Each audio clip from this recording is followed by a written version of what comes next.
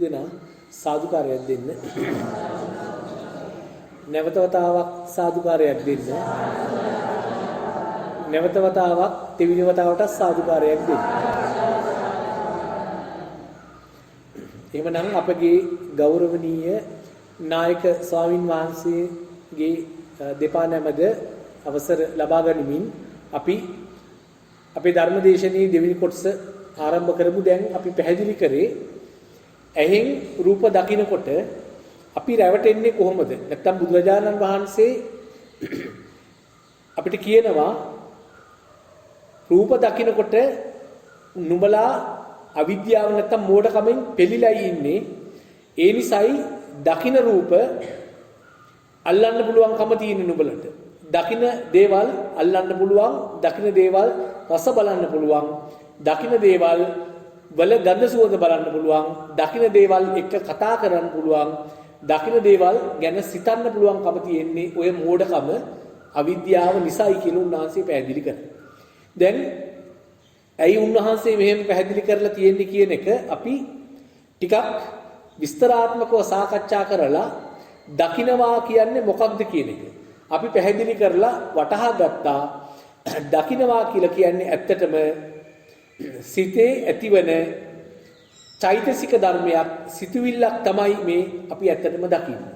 බාහිරේ තියෙන දෙයක් නෙවෙයි දකින්නේ. මොකද බාහිරේ තියෙන්නේ සතර මහා ධාතුවෙන් හැදිච්ච රූපේ. ඒකට හැඩතලයක් නැහැ.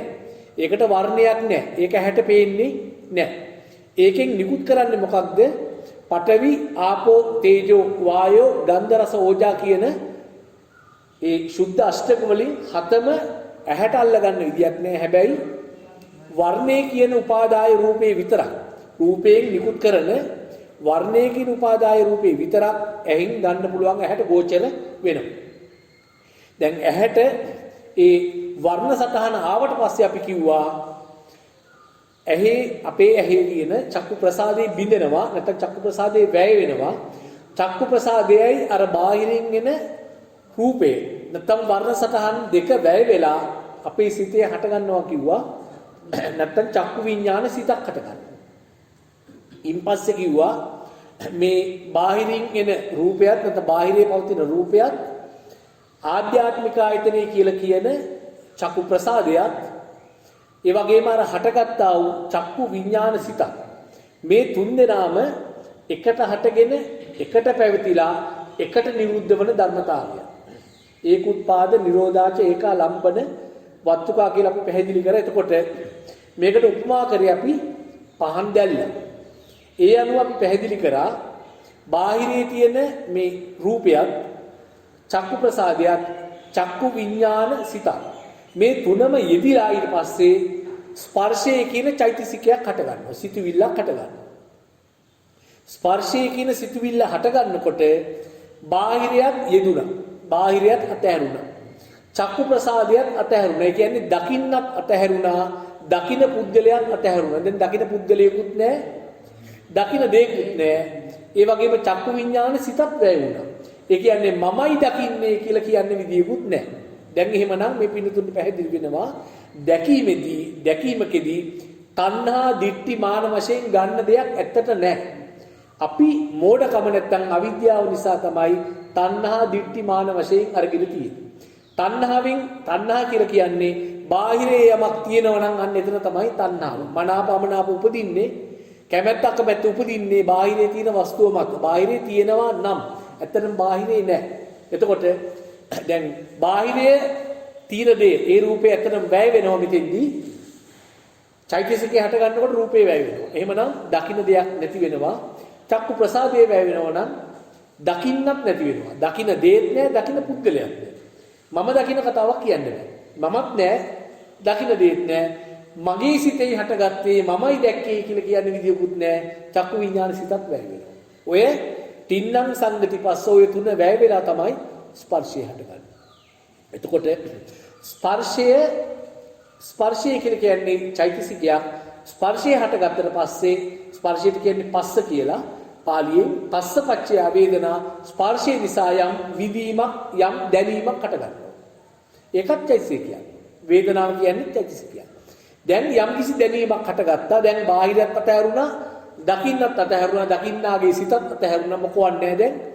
චෛතසිකයක් හටගෙන තියෙනවා වේදනා නැමැති චෛතසිකය. දැන් මේ වේදනාව කුමක්ද කියලා හඳුනා ගන්නවා තවත් චෛතසිකයක් ඉදිරිපත් වෙනවා. යම් වේදේති තං සංජානාති කිව්වේ ඒකයි. සංඥාව දැන් සංඥාවෙන් මේ කුමක්ද කියලා හඳුනා ගන්නවා. මෙන්න මෙතෙන්දි තමයි අපි මුලා කරන්නේ. දැන් මේ බාහිරේ තියෙන දෙයක් නෙවෙයි මේ සිතුවිල්ලක් තමයි හටගෙන තියෙන්නේ.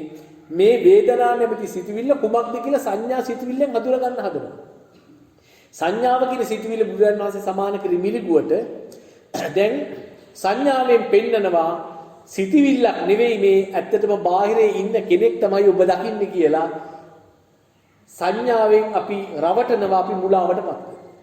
බාහිරේ තියෙන දෙයක් බවට පෙන්නනවා. හැබැයි හිතේ හටගත්ත සිතුවිල්ලකුයි මේ දකින්නේ. දැන් සංඥාවෙන් බාහිරයට යොමු කරනකොට යං සංජානාති තං විතක්කේති, හිත විතර්ක කරනවා අර සංඥාව මත පදනම් වෙලා. සංඥාව මත පිට සංඥාව තනිකර බොරුව, මිරිගුවක්. ඒ මිරිගුව නැත්තම් ඇත්තටම නොපවතින දෙයක් තමයි පෙන්වන්නේ. බාහිරේ පෙන්නනවා, හිතේ හටගන්නේ දැකීම සිතුවිල්ලක්. ඒක බාහිරේ කෙනෙක් ඉන්න විත්‍ය සංඥාවෙන් පෙන්නනවා. එතකොට සංකාරය මොකද කරන්නේ? ඒක යං සංජානාති තං විතක්කේති, හිත විතර්ක කරනවා අර සංඥාව මත පිටන.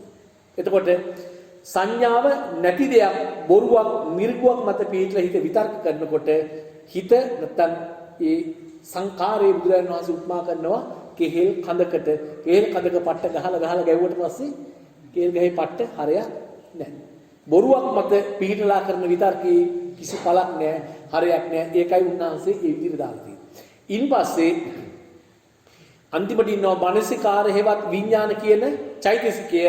එයා මොකද කරන්නේ? අර සිතින් අපි විතර්ක කරලා බාහිරේ ඇත්තටම බාහිරේ යමක් තියෙනවා කියලා ඒ සිතින් විතර්ක කළා පෙන්නනදී විඥාන මායාවෙන් සිතේ තියෙන මේ නාමයත් බාහිරේ තියෙන රූපයත් නොපෙනෙන රූපයත් දෙක යා කරලා බාහිරේ කෙනෙක් පුද්ගලෙක් ඉන්න බවට අපිට පෙන්වනවා. ඒ නිසා දැන් පින්නතුන්ට පැහැදිලි මේ දකින්න සියලුම දේවල් බාහිරේ තියෙන දේවල් නෙවෙයි, අපේ සිතේ හටගන්න දේවල්. හැබැයි සිතේ හටගත්ත දෙයක් අපි දන්නේ නැහැ. අපි හිතන්නේ බාහිරේ අපි ගිහලා අතින් ඇල්ලුවොත් අපිට අතට අහු වෙනවා. නමුත් අත කියන දේ, ඒ දකින්න දේ, චිත්‍රය තියෙන හිතේ අතට අහු වෙන්නේ පටවි ගතිය, තද ගතිය. රූපේ ධාතුවයි අහු වෙන්නේ. එතකොට රූපයේ බාහිරේ නාමය, මෙහි නාම රූප එකතු කරනවා විඥාන නැමැති මායාකාරය. එතකොට අපි හිතනවා බාහිරේ සත්‍යයේ, පුද්ගලයේ, දෙයක්, තැනක් තියෙනවා. දැන් මේ පින්නතුන් වටහා ගන්න බුදුරජාණන් වහන්සේ දුක්ඛ සත්‍ය, සමුදය සත්‍ය, නිරෝධ සත්‍ය, මාර්ග සත්‍ය කියලා චතුරාර්ය සත්‍ය ධර්මයක් දේශනා කරනවා. මේ චතුරාර්ය සත්‍ය ධර්මයේ නොදන්නා නිසා තමයි අපි මේ සසර සැරිසරන්නේ. දැන් අපේ මේ දැකීම කියන දෙයට අදාළව චතුරාර්ය සත්‍ය ධර්මයේ දුක්ඛ සත්‍ය, සමුදය සත්‍ය, නිරෝධ සත්‍ය, මාර්ග සත්‍ය කුමක්ද කියලා අපි දැන් පැහැදිලි කරනවා. දැන් බාහිරේ ඇත්තටම තියෙන රූපය, මේ රූපය පේන්නේ නැහැ. මේකෙන් එන්නේ ඇත්තටම මොකද්ද? වර්ණ සටහන. ඒ වර්ණ සටහනත් වැය වෙනවා. චක්කු ප්‍රසාදයත් වැය වෙනවා. වැය වෙලා චක්කු විඥානයත්, චක්කු ප්‍රසාදයත්, වර්ණයත් තුන්දෙනාම වැය වෙලා තමයි ස්පර්ශය හටගන්නේ. ස්පර්ශය කියලා කියන්නේ චෛතසිකයක්. චෛතසිකයක් හටගත්තට පස්සේ ඒක නිසා වේදනා චෛතසිකය හටගන්නවා. පස්සපච්චය වේදනා. මට ඉක්මනින් කියන්නේ වේදනාව හටගත්තට පස්සේ මේ වේදනාව හඳුන්වන බවක් එනවා. සංඥාවෙන් හඳුනා ගන්නවා. සංඥාවෙන් හඳුනා ගන්නකොට අපි රවට්ටනවා, අපි මුලා කරනවා, බාහිරයට නැවත යොමු කරනවා. බාහිරයට යොමු කරාට පස්සේ විතර්ක කරනවා, බාහිරයේ මත පිටලා විඥාණයෙන් බාහිරයේ තියෙන කෙනෙක් වෙන්නවා. පැහැදිලිද? මෙන්න මේ අපි දකින දේවල් ඇහැට අනුව, ඇහැ නැමැති මේ ආයතනයට අනුව අපි බාහිරේ දකින දේවල් තියෙනවනේ. අන්න ඒ දකින දේවල් තමයි දුක්ඛ සත්‍ය. ඒක තමයි දුක. ඇයි ඒක දුක? ඒ දකින දේ අපිට පේන්නේ, ඒ දකින දේ දිගටම තියෙනවා වගේ. අපි හිතන්නේ ඒ දේ නිට්ටයයි කියලා. අපි හිතනවා දැන් අර මෙතන තියෙන පාලම තාම තියෙනවා කියලා. උදේ දැකපු පාලම මෙතන තියෙනවා. අවිද්‍යාව නිසා. අපි වටහාගෙන ඉන්නවනම් ඒ පාලම කියන ඒ චිත්‍රය අපේ සිතේ හටගත්තා බාහිරයේ තියෙන නොපෙනෙන රූපේ. හැබැයි අපි දැන් නැවත ගිහිල්ලා එතන බැලුවොත් එතන පාලම තියෙනවා. ඒ පරණ පාලම නෙවෙයි මේ මොහොතේ හටගන්නා චෛතසිකයෙන් පෙන්වන දේ. අන්න මේ විදියට තේරුම් ගන්න පුළුවන් නම් හරි. හැබැයි මේක තමයි දුක. ඇයි මේක දුක? මේක තමයි අපි දුකට පොළඹවන්නේ, දුකේ ඇද බැඳ අරගෙන යන්නේ මේක. මේක හරියට බුදුරජාණන් වහන්සේ උපමා කරනවා රත් වෙච්ච ගිනි බෝලයක් වගේ. අපි හිතමු ගෙදරක රත් වෙච්ච අයින් එකක් තියෙනවා. අමතක වෙලා ප්ලග් එක ගලවන්න රත් වෙච්ච අයින් එකක් තියෙනවා. අයින් එක හොඳටම රත් වෙලා. පේනවද රත් වෙච්ච විදිය? රත් වෙච්ච විදිය පේනවද අයින් එක? පේන්නේ නැහැ. අයින් එක රත් වෙලා තියෙන අයින් එක පේන්නේ නැහැ. අම්මට අමතක වෙලා ස්විච් එක ප්ලග් එකෙන් ගලවන්න. අම්මා ගහලා ගිහින් අයින් එක රත් වෙච්ච විදිය රත් වෙලා තියෙන බව පේන්නේ නැහැ. හරිද? හැබැයි භයානකයි මේක. අන්න මේ දකින්න දේවල් භයානක දේවල් මේක තමයි දුක්ඛ සත්‍යය. දැන් මේ ගෙදර ඉන්නවා පොඩි දරුවෙක්.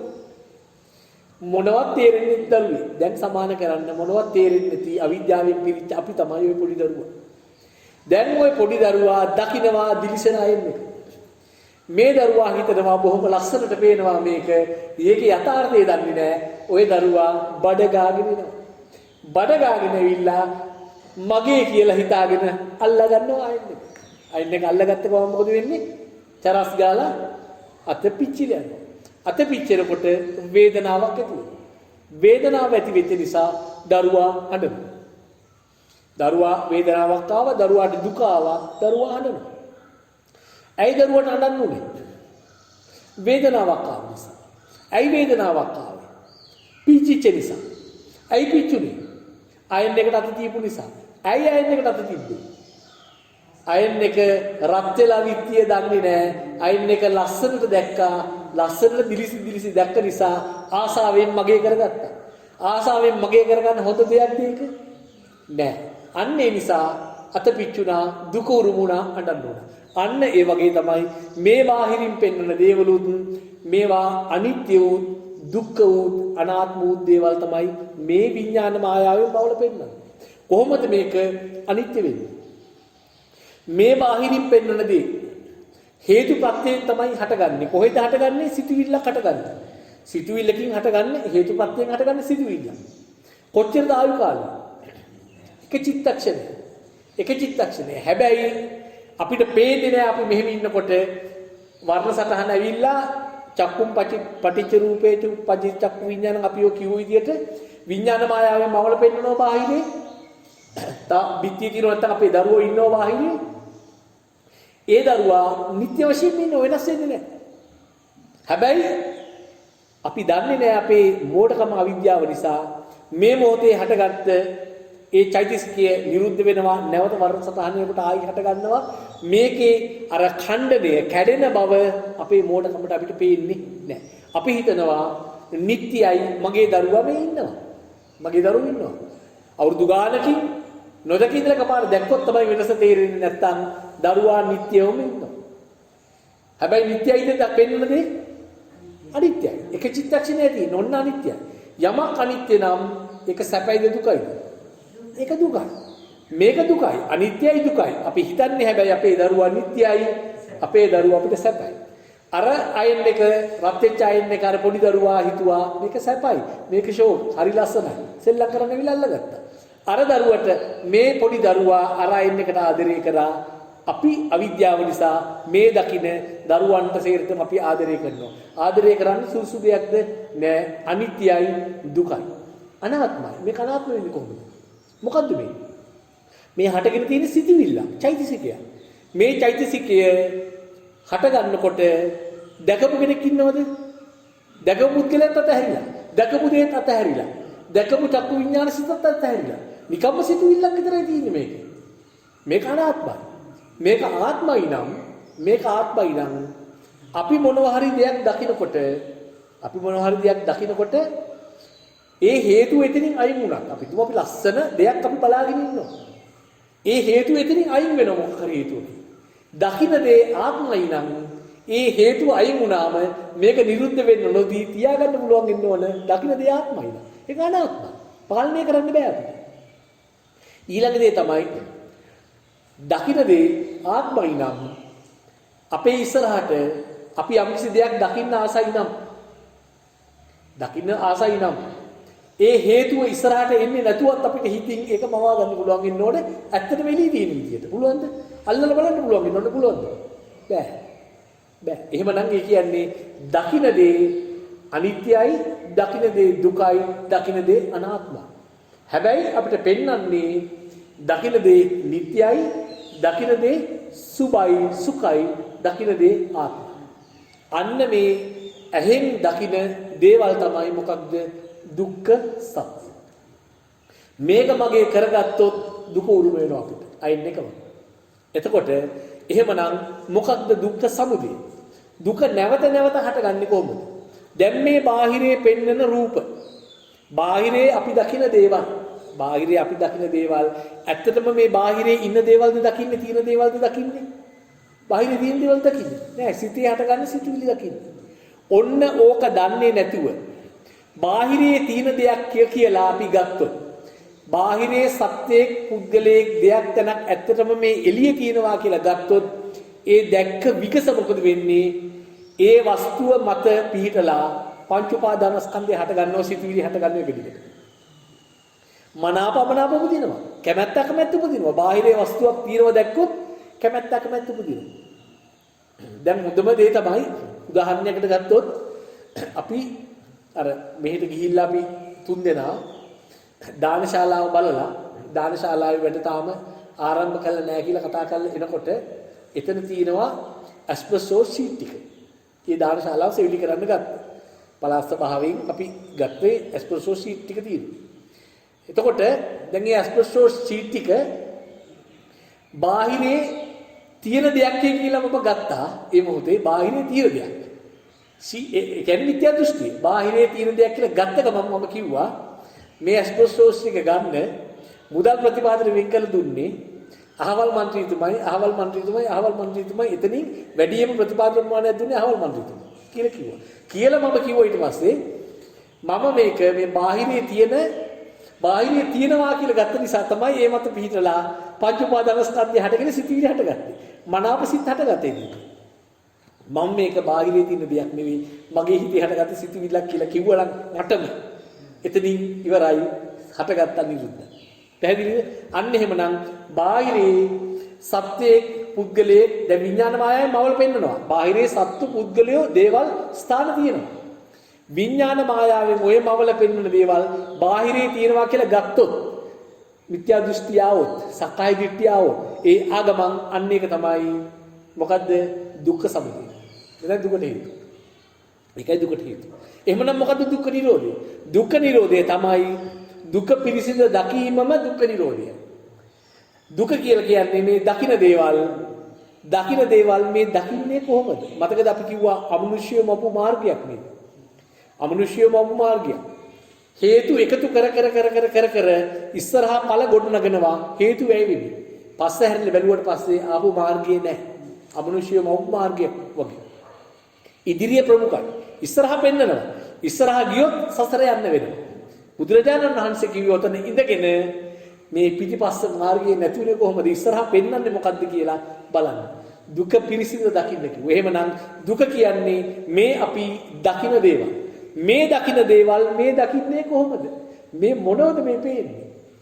චක්කුච්ච පටිච්ච රූපේච උප්පජ්ජති චක්කු විඥානං තින්න සංගතිපසෝ මේ සිතේ හටගත්ත චෛතසිකයන් නේද මේ දකින්නේ? බාහිරේ තියෙන දෙයක් නෙවෙයි නේද කියලා කිව්ව ගමන් එතනින් සිතේ හටගත්ත දේ සිතේම එහෙම නිරුද්ධ වෙනවා.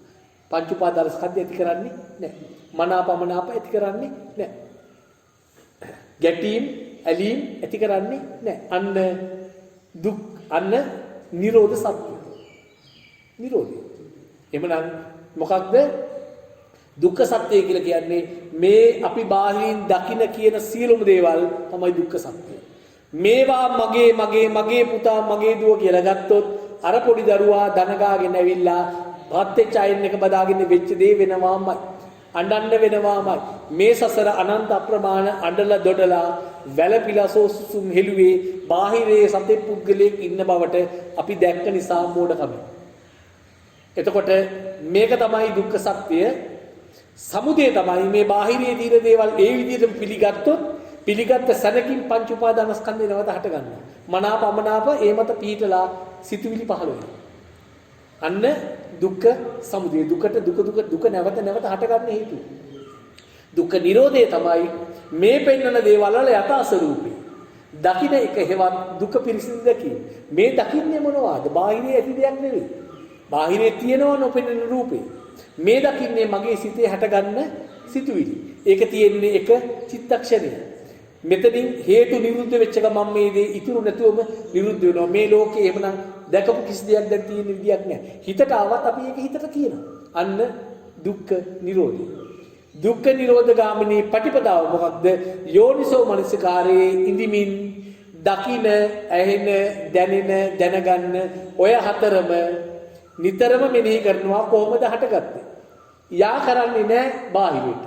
බාහිරයට යා කරන්නේ නැත්නම් හටගත්ත සිතුවිල්ල හටගත්තනම චිත්තක්ෂණින් නිරුද්ධ. යංගින්චි සමුදය ධම්මං සම්බන්තං නිරෝධ ධම්මං. හේතුපත්යෙන් ඇතිවෙන සීල ධර්මයෝ හේතු නිරෝධේ නිරුද්ධ වේ. ඔන්න සෝතාපන්න ඵලය ලබා ගන්න ඔන්න ඔය අවබෝධයයි මේ පින්නතුන්ට අවශ්‍යයි. මේක මේ භවය තුල ගන්න බැරි දෙයක් නෙවෙයි. අනිවාර්යයෙන්ම අපි අද ධර්මදේශනේ පටන් ගත්තේ ඕකම පැහැදිලි කරනවා. ඉච්ඡර සරල දෙයක්ුත් නෙවෙයි. බුදුරජාණන් වහන්සේ 84000ක් ධර්මස්කන්ධයේ උන්වහන්සේට දේශනා කරන්න උනේ මෙන්න මේ ආර්ය සත්‍යය පැහැදිලි කරලා. ඒ නිසා මෙතනමයි තැන, මේකමයි මාර්ගය, මෙතනමයි අල්ලගන්න තියෙන්නේ, මෙතනමයි දුකින් මිදෙන්න තියෙන එකම තැන.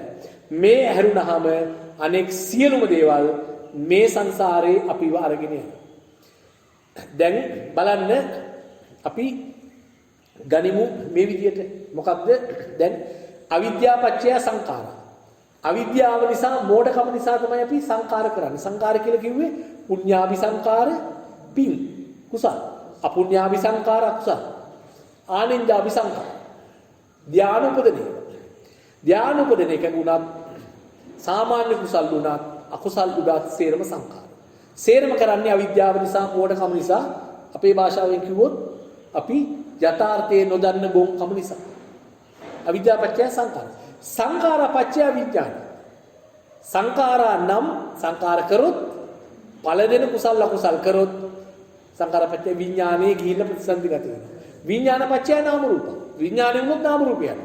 නාම රූප පත්‍ය සලආයතන. ඕම ගිහිල්ලා සලආයතන පත්‍ය පස්සෝ පස්ස පත්‍ය වේදනා වේදනා පත්‍ය තණ්හා තණ්හා පත්‍ය උපාදාන උපාදාන පත්‍ය භව පත්‍ය ජාති ජාති පත්‍ය ජරා මරණ ශෝක පරිදේව දුක්ඛ දෝමනස් උපායාස අනිවාර්යයෙන්ම අඩු වැඩි වශයෙන් තියෙනවා. මේ ලෝකේ අසඤ්ඤතලයේ පුදුනත් යටපත් කරලා තියෙනවා. කාමහා කල්ප 84000කින් පස්සේ යට ගහපු අකුසල් ටික මතුවෙලා අවීචි මහනරක ආදීද්ද. අන්න ඒ නිසා අවිද්‍යාව කියලා කියන්නේ මොකක්ද? මිත්‍යා දෘෂ්ටි. අවිද්‍යාව කියන්නේ මිත්‍යා දෘෂ්ටි. දැන් අපි බාහිරේ කිසිවක් නැත්තම් අපිට බාහිරේ දකින්න සියලුම දේවල් අපි දන්නවා නම් බාහිරේ ඇති දෙයක් නෙවෙයි. මගේම මේ හිතේ හටගත්ත සිතුවිල්ලක්, ඒ සිතුවිල්ල ක්ෂණයකින් දැන් නිරුද්ධ වෙනවායි කියලා මම දන්නවා නම් මොනවාද? කවුද දානයක් දෙන්න යන්නේ? කවුද දානයක් දෙන්න කෙනෙක් ඉන්නවද? කාටද දානයක් දෙන්නේ? කවුද දානයක් දෙන්නේ? කෙනෙක් බුදුරජාණන් වහන්සේ කියන්නේ හැබැයි මේ පින්නතුන් මේ දක්වා කරගෙන ආපු ටික නිසරුයි කියලා ගන්න එපා. එහෙමවත් අපි වරද්ද ගන්නවා. අපි කරපු දාන සීල භාවනා සියල්ලම ඒවායේ සමස්ත ප්‍රතිඵලය නිසා තමයි මේ වගේ ගැඹුරු ධර්මයක් අල්ලා ගන්න, තේරුම් ගන්න, වටහා ගන්න මේ පින්නතුන් හැකියාව වෙන්නේ. නැතුව මේ මොනවත් කරන්නේ නැති පන්සිල් පද පහ රකින්න නැති කෙනෙකුට හිතන්න එපා කවදාවත් මේ ගැඹුරු ධර්මයේ ගාම්භීර ධර්මයේ අවබෝධ කරගන්න පුළුවන් කියලා. නමුත් මේ தത്വයට ආවට පස්සේ අවිද්‍යාව ප්‍රහාණය කරා නම් රහතන් වහන්සේට අවිද්‍යාව ප්‍රහාණය වෙනවා. උන්වහන්සේලා යමක් දෙනවා, අනුකම්පාවෙන් දෙනවා. නමුත් අවිද්‍යාව පත්‍ය සංඛාර, අවිද්‍යාව නැහැ. එහෙමනම් ඒකෙන් පින්පව් නැහැ. කුසල අකුසල් සිදු වෙන්නේ නැහැ. ඒ කියන්නේ කෙලෙස් ප්‍රහාණය කරපු උතුමෙක්. හොඳ වැඩක් කරුවොත් බුදුරජාණන් වහන්සේ නැත්නම් රහතන් වහන්සේ කෙනෙක් ධර්මයේ දේශනා කරුවොත් ඒක හොඳ වැඩක්. හැබැයි කුසල අකුසල සිද්ධ වෙන්නේ නැහැ. සමාන කරන්නේ මොකටද? දරුවන් හම්බෙන්නේ නැති ස්ත්‍රියක් කසාද බැඳා වගේ. ඒකයි බුදුරජාණන් වහන්සේ සමාන කරන උපමා. කුසල අකුසල නැහැ මොනවත් නැහැ එච්චරයි. එතකොට මේ පින්නතුන් තේරුම් ගන්න දැන් අපි ධර්මතාවයේ විදිහට එනකොට අවිද්‍යාව පත්‍ය සංඛාර අවිද්‍යාව සම්මාදිට්ඨිය හරියටම ගත්තොත් එහෙම සම්මාදිට්ඨිය හරියටම ගත්තොත් බාහිරේ මොනවත් නැහැ. පේන කිසි දෙයක් නැහැ. මේ පේන සීලුම දේවල් තියෙන්නේ අපි හිතසිතුවිලි. චෛතසික. ඒ ක්ෂණයකින් නිරුද්ධයි. එහෙමනම් මේ තමන්ගේ රූපේ මොකක්ද? බාහිරේ තියෙන දේවල් සිතුවිලි නම් ඔය දකින්න මේ රූපේ මේ චිත්‍රය මොකද? මේක සිතුවිල්ල. මේ සිතුවිල්ල.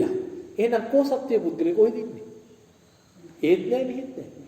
බාහිරේ අතහැරුණා ආධ්‍යාත්මයත් අතහැරුණා අන්ත දෙකම අතහැරුණා. පැහැදිලිද?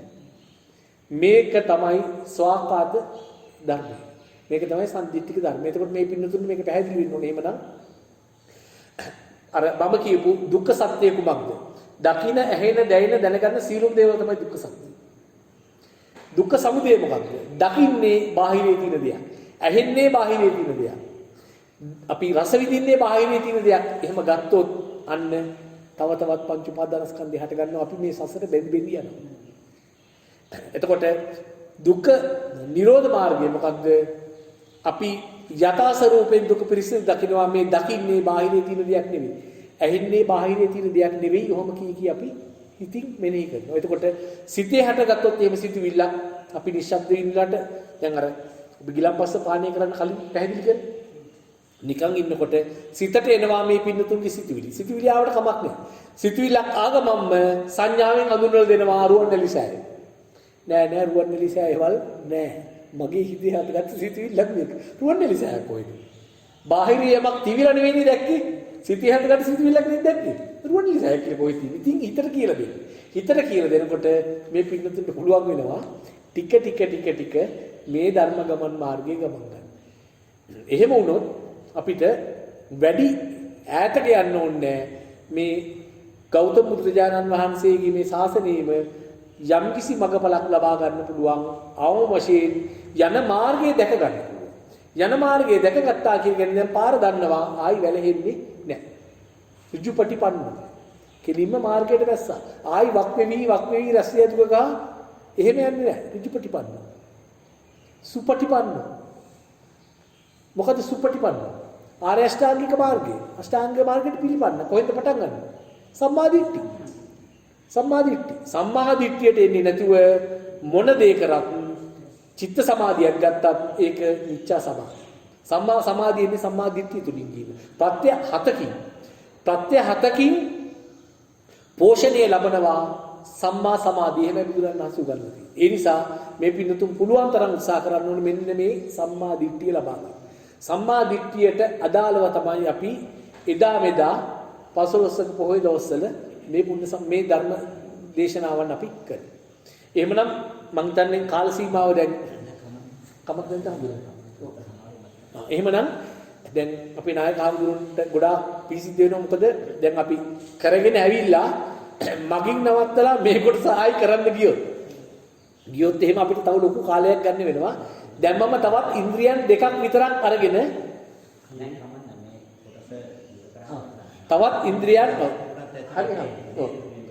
තවත් ඉන්ද්‍රියන් දෙකක් විතරක් අරගෙන ඒ ඉන්ද්‍රියන් දෙකෙන් අරමුණු ගන්නකොට අපි රැවටෙන විදිය මම පැහැදිලි කරනවා මේ පිටුතුන්ට එහෙමනම්.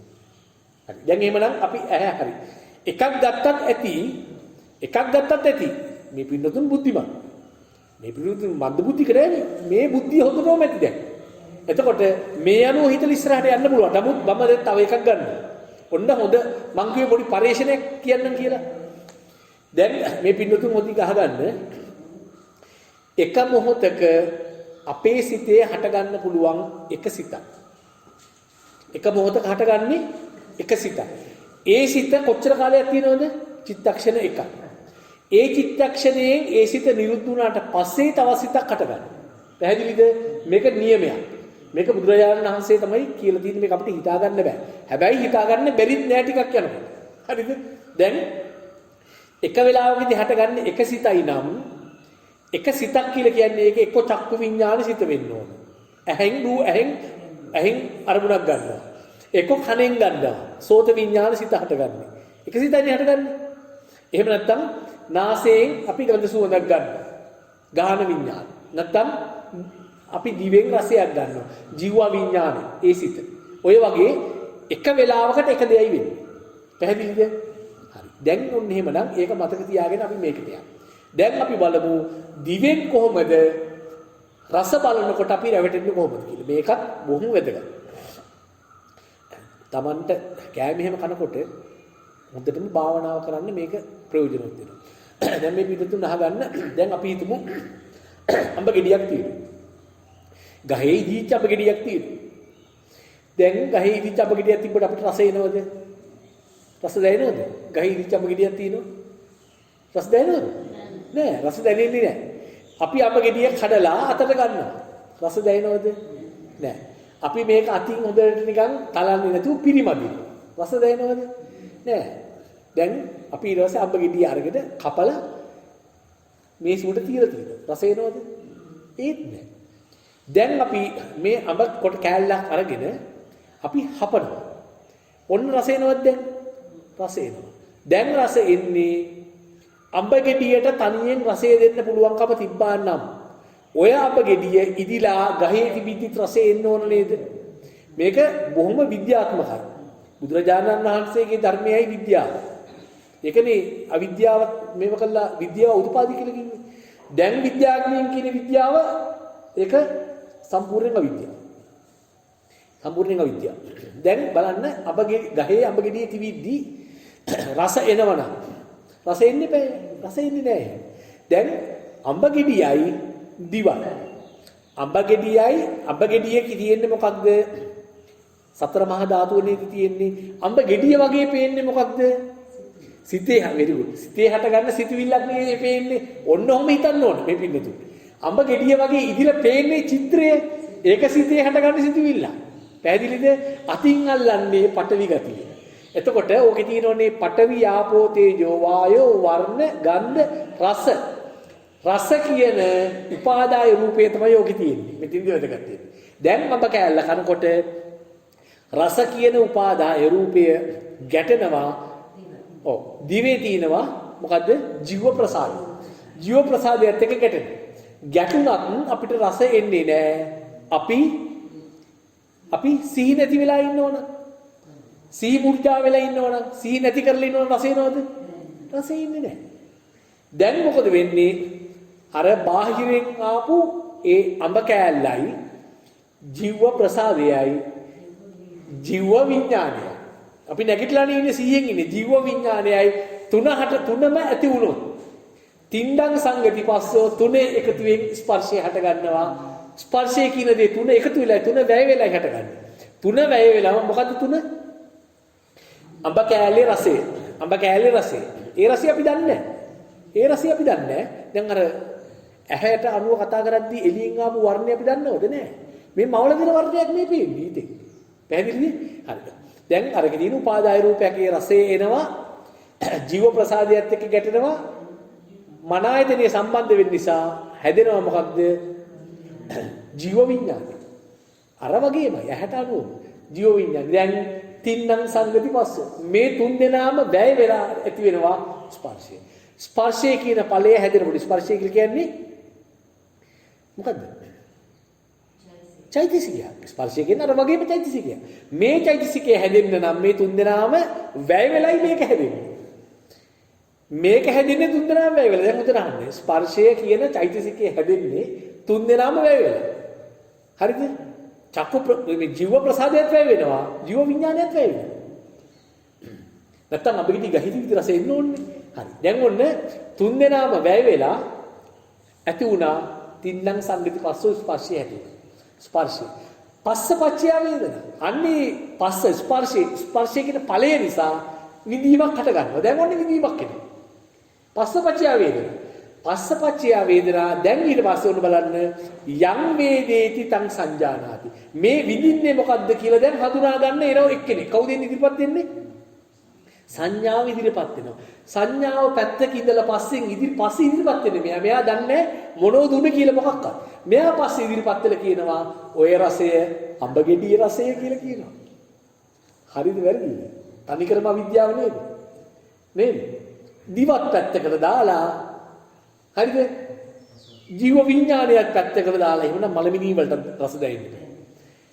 තුන්දෙනා එකතු වෙලායි තින්නල් සංගති පස්සෝ ස්පර්ශය හැදිනේ. පස්සපච්චය වේදනා ස්පර්ශය නිසා අපිට විඳීමක් එන්නේ. ඒ විඳින එක හඳුනගන්න ඉදිරියපත් වෙනකොට මෙයා අපිව මුලා කරනවා. උඹ ගෙඩිය රසය කියලා කියනවා. අපි මොකද කරන්න ඕනේ? අපි කනකොට අපි කියනවා නෑ මේක බාහිරයේ දින එක රසයක් නෙවෙයි. දැන් අපි අපි පිඟානේ කනවා. බාහිර රසයක්ද? බාහිර රසයක් නම් පිඟානේ බෙදලා තියෙන කොට රසය ඉන්නේ මේ සුඩ. ඒක හැපිලා කටේදී කෙල සෙම එක මිශ්‍ර වෙලා මේ ජීව ප්‍රසාදේ ගාමින් යනකොට මන ආයතනේ සම්බන්ධයෙන් ජීව විඥානය ඇතිලා තුන් දෙනා එකතු වෙන ස්පර්ශය ඇතිලා පස්සපච්චය වේදනා යම් වේදේති තං සංජානාති ඔන්න තුන්දි වරද්දනවා අර දෙන්න බබත කරලා අසාධාරණ විදියට එක්කෙනෙකුට දෙනවා අයිති සාධාරණ විදිය තුන් දෙනෙක් එකතු වෙලා තමයි යම් නිර්මාණයක් කරන්නේ අර දෙන්නේ කයින් කරලා එක්කෙනෙකුට දෙනවා මේ ඔන්න අපි ওই මුලාවේ ඉන්නවා ඒ නිසා අපි කියනවා පොළොස් රසය මාළු රසය උම්බල කඩ රසය බෝංචි රසය අපිට කොහෙන්ද එන්නේ රසය බෝංචි කියලා කියන්නේ දකින්න බෝංචි මොකද්ද ඇයි සිතුවිල්ල එන්නේ අරගේ තියෙන උපාදාය රසය එන්නේ ඒ රසය ආවට පස්සේ මෙතෙන්දී ඒ රසය නෙවෙයි සංඥාවෙන් අඳුරලා දෙනවා පරණ අතීත කාලේ අරගත්ත ඔය පොළොස් ලුණු ටිකක් නැති ඒ සේරම අඳුරට සංඥාවෙන් එක අඳුරලා දෙන්නේ පරණ ආශ්‍රවයන් ඉස්පතු කරලා ගන්න පෙර ඇසුරනේ ඉස්පතු කරලා ගන්න ආන්න කියලා දෙනවා ඊට පස්සේ සංඥාවෙන් ඒක අඳුරගත්තට පස්සේ යම් සංජානාති තම්මිතක්කේ බාහිරේ තියෙන පොළොස් වල රසයි එන්නේ කියලා කිව්වට පස්සේ හිත විතරක කරනවා ඕ පොළොස් වල රසය තමයි මේ එන්නේ එතකොට විඥානයේ නෙවෙයි මායාකාරය මොකද කරන්නේ අර රසය එළියෙන් එන එකට යා කරනවා යා කරාට පස්සේ පොළොස් තමයි මේ රසයේ පොළොස් වලින් අපි ওই පොළොස් ව්‍යංජනෙ මෙහෙට ගේන්නකො ඒකේ රස අර එන රස මේකේ තියෙන්නේ එතකොට අපේ තියෙන ඒ ජීව විඥානයත් පැත්තකට දාලා හරිද ජීව විඥානයක් නැහැ ඊට පස්සේ ජීව ප්‍රසාදය මේ දෙන්නම අයින් කළා අර පොළොස් එක බාහිරේ තියෙන රසය එනවා කියලා හිතනවා බාහිරින් නෙවෙයි රසය එන්නේ හිතේ මට ගන්න සිතුවිල්ල දැන් බාහිරය අතහැරෙන්න ඕනේ මේ පිළිතුරු තේරෙන්නේ නැති දිව පරිහරණය කරනකොටත් බාහිරය අතහැරෙනවා ලෝකේ අතහරින්න කිව්වනේ බුදුරජාණන් සොන්න ලෝකේ අතහැරෙන විදිය ලෝකේ අතහැරෙන පැහැදිලිනේ හරි එතකොට ඊට පස්සේ කය ගමුකෝ කය ගත්තට පස්සේ කයට මොනවද දැනෙන්නේ තද ගතිය දැනෙනවා උණුසුම දැනෙනවා කයන දැනෙනවා ධාතුව දැන් බිත්ති ඇල්ලුවොත් මේ මෙතන තියෙන පටවි ගතිය තද ගතිය දැනෙනවනේ මේක රසයද කියලාත් දැනෙනවා අතට තේජෝ ගතියක් දැනෙනවා දැන් ඔන්න දැන් අපි මේ කෝප්පේ ඇල්ලුවා කියමුකෝ රස්නේ කෝප්පේ ටිකක් රස්නෙන් අල්ලලා අපි තේ එකක් බොනවා හරිද දැන් තේ එකක් බොනකොට දැන් මෙතන කීපයක් තියෙනවා දැන් තේ එකක් බොනවා කියලා කියනකොට කෑමක් කනවා එකත් සමානයි තේ එකක් බොනවා කියලා කියනකොට බලන්න ඉන්ද්‍රියන් 6ම වැඩ කරනවා අපි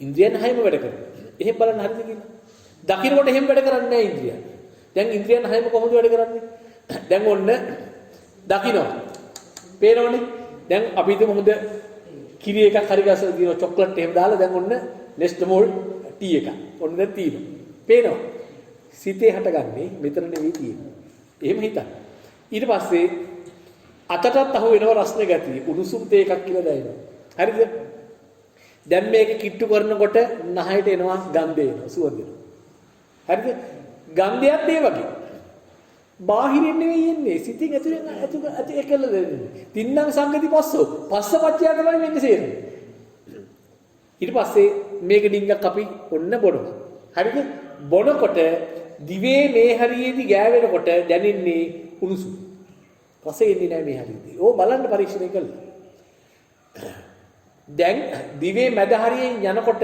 මේ පින්නතුන්ට රසය දැනෙනවා එතකොට ඒ රසය කොහින්ද ආවේ තේකෙන්ද නෑ තේක රසය නෙවෙයි තේක රසය වෙන්නේ කොහොමද දැන් තේක මේ දකින්නේ සිතේ තියෙන සිතුවිල්ල මේ චොක්ලට් එක වගේ පේන්නේ කහ පාට දුමුරු පාට සිතේ තියෙන සිතුවිල්ල එතකොට මේ එන රසය මොකක්ද?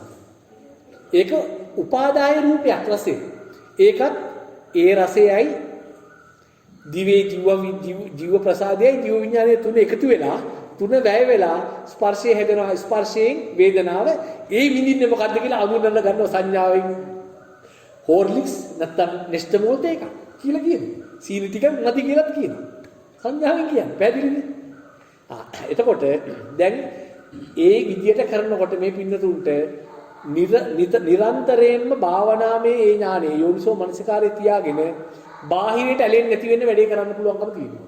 මේ බාහිරේ තියෙන කන්නේ මේ පරිහරණය කරන්න කියලා මේ දකින්න දේ දැන් මේ කෝප්පේ මේක තියෙන කොහෙද මේ දකින්න චිත්‍රයේ තියෙන කොහෙද මේ රතු පාට සිතේ තියෙන මේ අතට අහු වෙන්නේ පටවි ගතිය එක හරි. හරි නේද?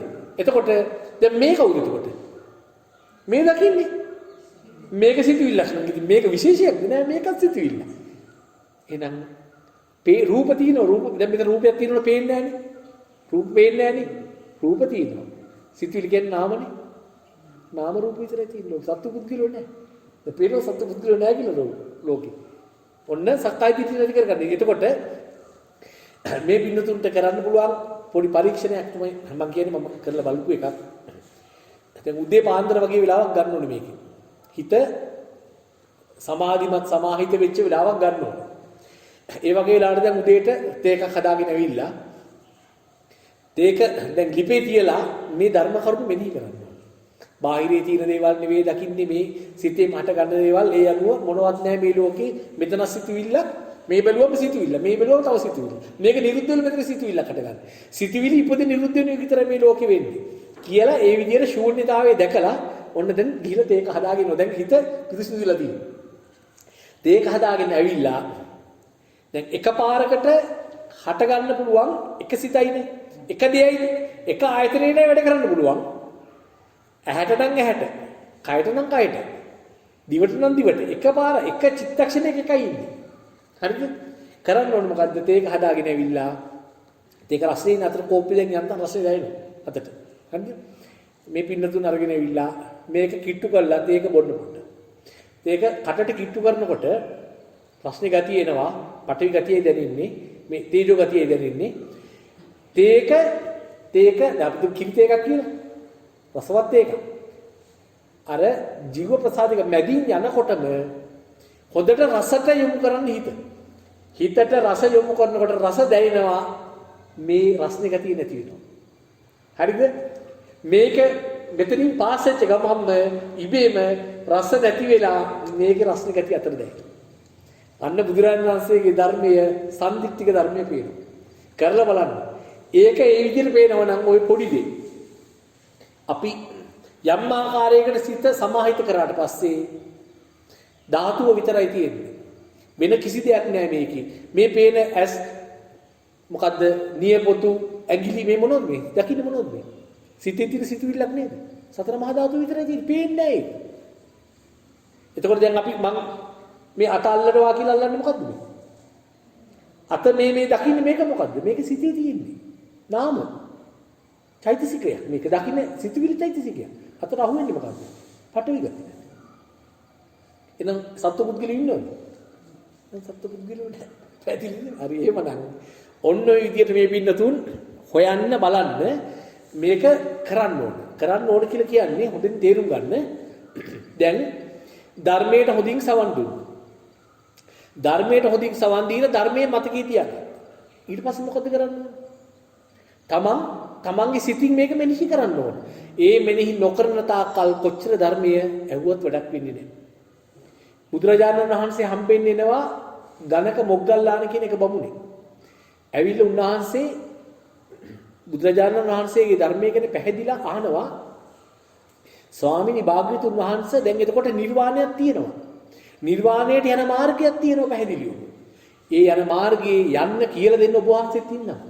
ඔබ වහන්සේගේ ශ්‍රාවකයෝ සීලමු දෙනා දැන් මේ නිර්වාණයට යනවද? ඒ පාර බුදුරජාණන් වහන්සේ කියනවා බමුණ සමහරු යනවා සමහරු යන්නේ නැහැ. හරි පුදුමයිනේ ස්වාමීනි. ඇයි ඉතින් මේ නිර්වාණයක් තියෙනවා? යන මාර්ගයක් පැහැදිලිව තියෙනවා. ඒක කියලා දෙන්න ඔබ වහන්සේත් ඉන්නවා. ඉතින් සමහර අය යන්නේ නැත්තේ. හරි පුදුමයිනේ. පාර බුදුරජාණන් වහන්සේ අහනවා බමුණ ඔබ දන්නවද සවැත් නුවර? එහෙමයි ස්වාමීනි මම සවැත් නුවර දන්නවා. ඔබ සවැත් නුවරට එන පාරක් දන්නවද?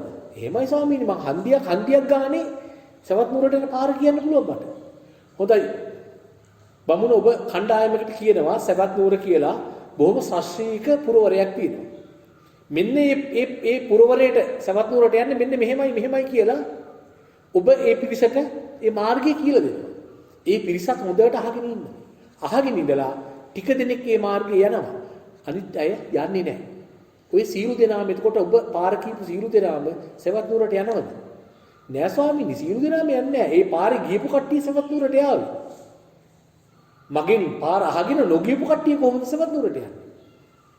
අන්න ඒ වගේ තමයි බමුණ. සවැත් නුවරක් තියෙනවා. සවැත් නුවරට යන මාර්ගයක් තියෙනවා. ඒක කියලා දෙන්න ඔබත් ඉන්නවා. ඒක අහගෙන ඒ පාරේ ගියපු අය සවැත් නුවරට යනවා. ඒ වගේ තමයි බමුණ නිර්වාණයක් තියෙනවා. නිර්වාණයට යන මාර්ගයක් තියෙනවා. මේ මාර්ගයට යන්න කියලා දෙන්න මමත් ඉන්නවා. මගෙන් ධර්මය අහගන්න පිළිස් සමහර අය යනවා. සමහර අය යන්නේ නැහැ. ඒකට බමුණෝ කරන්නේ.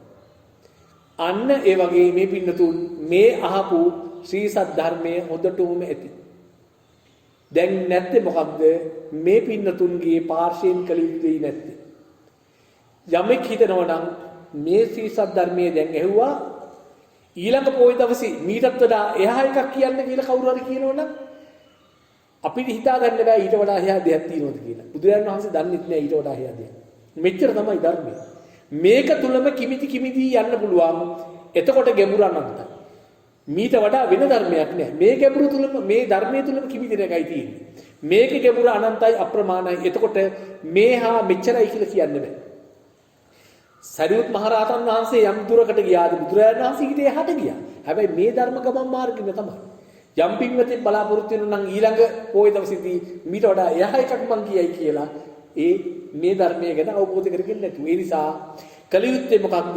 මේ ධර්මය අහගත්තා ඕනනම් රෙකෝඩින් එකක් ගන්න පුළුවන් කතා කරාම තමන් පුළුවන් ඉක්මන් වෙලා මේ භයංකර සසර කතරින් ඈතර වන්නට පුළුවන් ඉක්මනින් තමන්ගේ සිතින් මේ ධර්ම කරුණු මෙනෙහි කරන්න. මෙනෙහි කරලා චින්තාමේ ඥානෙ දැන් සුත්තමේ ඥානෙ එන්නේ ඒකෙන් චින්තාමේ ඥානෙ එනවා. චින්තාමේ ඥානෙ ආවට පස්සේ භාවනාමේ ඥානය තමයි අර යම් දේවල් කරලා බලන එක. ඒ විදිහට මේ පින්නතුන් කරොත් අපිට පුළුවන් ටික දවසකින් බලාගන්න යම් කිසි ප්‍රගතියක් තියෙනවා කියලා. අන්න එතකොට සතර සතිපට්ඨාන භාවනාව කරන විදිය අපිට පැහැදිලි කරන්න දේශනා කරන්න උගන්වන්න මේ පින්නතුන් සුදුසුකම් සම්පූර්ණ කරලා තියෙනවා. ඒ වෙනකොට තාම ඒ සුදුසුකම් සම්පූර්ණ කරලා නැහැ. හැබැයි දැන් යම් පමණකට දැනුමක් හොඳින් ලැබිලා ඇති. එහෙමනම් අපි අපේ මේ ධර්මදේශනය අද දවසේ අවසන් කරමු. පළමුවෙන්ම අපිට මේ උතුම් වූ ශ්‍රී සද්ධර්මයේ මේ ධර්ම ගමන් මාර්ගය දැක ගන්න අපහට ඒ උදව් උපකාර කරා වූ අතිපූජනීය පිටිගල ගුරුරත්න සාමීන් වහන්සේට මේ සියලුම පුණ්‍ය සම්භාර ධර්මයෝ එකලෙසින්ම අනුමෝදන් වෙත්වා. උන්වහන්සේට නිරෝගී සුවේම ලැබේවා. කායික මානසික චිරජීවනය ලැබේවා. උන්වහන්සේ දැනටමත් සිදු කරන්නා වූ ඒ උතුම් වූ ශාසනික සේවය තව තවත් සිදු කිරීමට උන්වහන්සේට දීර්ඝායුෂ ලැබේවා. උන්වහන්සේ පතන්නා වූ බෝධියකින් සුවසේ මේ දුක්ඛිත සංසාරේ ඈතර වන්නට මේ පුණ්‍ය සම්භාර ධර්මයේ පිටිගල ගුණරත්න ඒ ස්වාමීන් වහන්සේට පාරමී පූර්ණයක්ම වේවා කියලා සාදුකාරයක් දෙන්න. ඒ වගේම මේ අද ධර්මදේශනය කරන්නට අවශ්‍ය සියලු ඉඩකඩ පහසුකම් ලබා දීලා කාල වේලාව ලබා දුන්නු අපේ නායක ස්වාමීන් වහන්සේටත් චිරජීවනයේ ලැබේවා. මානසික සුවපත් භාවයේ ලැබේවා. මේ සිදු කරන්නා වූ සීලුම ශාසනික සේවාවන් තව තවත් සිදු කිරීමට උන්වහන්සේට ශක්තිය ධෛර්යය ලැබේවා. සීරු දෙවියන්ගේ රැකවරණය ලැබේවා. උන්වහන්සේට පතන්නා වූ බෝධියකින් මේ භයංකර සංසාරයෙන් සුවසේ ඈතර වන්නට මේ පුණ්‍ය සම්භාර ධර්මයේ අපේ නායක ස්වාමීන් වහන්සේට පාරමී පූර්ණයක්ම වේවා කියලා සාදුකාරයක් දෙන්න. ඒ වගේම මීට මාස 3කට පමණ පෙර මියගිය මගේ ආදරණීය මෑණියන්ටත් වසර 42කට පමණ පෙර මියගිය මගේ ආදරණීය පියාණන්ටත් මේ සියලුම පින්නතුන් නමින් මිය පල්රෝ ගියා වූ ඒ සියලුම ඥාති පරම්පරා සමූහයටත් මේ පුණ්‍ය සම්භාරය එකලෙසම අත්පත් වේවා. වහ වහ සසර දුක් කෙලවර කර ගැනීමට හැකියාව ලැබේවා. සුවසේ මේ භයංකර සසර කතරින් ඈතර වන්නට අවස්ථාව ලැබේවා. මේ සීල පුණ්‍ය සම්භාර ධර්මය අනුමෝදන් වේවා කියලා සාදුකාරයක් දෙන්න. ඒ වගේම අපේ මේ බුද්ධ ශාසනය අපේ මේ රට ආරක්ෂා කරන්නා වූ කතරගම විෂ්ණු සුමන සමන් වැනි සීලුම ඒ දිවරාජ සමූහයාටත් මතු බුදුවන ඒ නාත මෙත් බෝසතාණන් වහන්සේටත් අනුකුත් බුද්ධ බෝසත්යන් වහන්සේලාටත් සීලුම පින් කැමැති සම්‍යක් දෘෂ්ටික දෙවි දේවතාවුන් වහන්සේලාටත් මේ පුණ්‍ය සම්භාර ධර්මයේ එකලෙසින්ම අනුමෝදන් වේවා. උන්වහන්සේලාගේ දිව සම්පත් වැඩි දියුණු වේවා, දිව්‍ය ආයුෂ වැඩි දියුණු වේවා. අවසානයේදී පතන්නා වූ බෝධියකින් මේ භයංකර සංසාරයෙන් ඈතර වන්නට උන්වහන්සේලා පතන්නා වූ බෝධියකින් මේ භයංකර සංසාරයෙන් ඈතර වන්නට මේ පුණ්‍ය සම්භාර ධර්මයේ උන්වහන්සේලාට පාරමී පූර්ණයක් වේවා. සියලු දෙවියෝ සතුට සිතින් සාදු නාදයකින් මේ පින් අනුමෝදන් වේවා කියලා සාදුකාරයක් දෙන්න. අප සිල් දෙනාටත් මේ විහාරස්ථානයේ වැඩ වාසය කරන සීලම් ස්වාමින් වහන්සේලාටත් මේ පුණ්‍ය සම්භාර ධර්මයේ හේතුවෙන් මේ උතුම් වූ ගෞතම බුද්ධ ශාසනයේදීම ඒ භයංකර සංසාරයෙන් අත මිදීම පිණිස යා යුතු ගමන් මාර්ගය, නිවැරදි ගමන් මාර්ගය, ඒ උතුම් වූ ආරෂ්ඨාංගික මාර්ගයට අවම වශයෙන් ප්‍රවේශ වන්නට හෝ ලැබේවා කියලා සාදුකාරයක් දීලා අපගේ මේ ධර්ම දේශනාව මෙතකින් නිමාවටපත් කරනවා. සිල් දෙනාටම සූපත් භාවය ලැබේවා. ඒ වගේම සීල බුදුරජාණන් වහන්සේලාගේ, සීල පසේ බුදුරජාණන් වහන්සේලාගේ, සියලු අරියතුන් වහන්සේලාගේ ඒ අනන්ත ආනුභාව බලයෙන් මේ සියලුම දෙනාට සිතක් ශාන්තියක්ම සැලසේවා. සබ්බේ බුද්ධා බලප්පත්තා පච්චේ කානං චයම් බලං අරහන්තානං ච තේජේන රක්කම් බණ්ඩාමි සබ්බසෝ.